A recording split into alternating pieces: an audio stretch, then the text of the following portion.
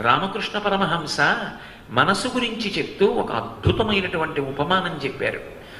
ఒక ఐశ్వర్యవంతుడు ఒక కుక్కని పెంచాడు.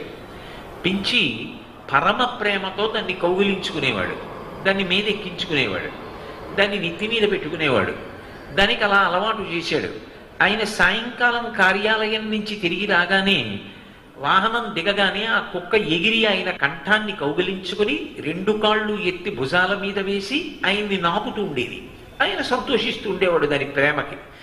ఇప్పుడు ఎవరో ఒక మహానుభావుడు వచ్చాడు. కుక్కని పెంచవద్దని చెప్పట్లేదు, కుక్కని ప్రేమించవద్దని చెప్పట్లేదు, కానీ కుక్కని కౌగలించుకోవడం, కుక్కని మీద పెట్టుకోవడం, కుక్క నిన్ను నాకడం అన్ని వేళలా మంచి విషయాలు కావు. కాబట్టి ఎక్కడ ఉంచాలో అక్కడ ఉంచు. ప్రేమించవద్దని అంటలేదు, సర్వభూతములను ప్రేమించవలసిందే. కానీ ఇది మాత్రం పద్ధతి కాదు.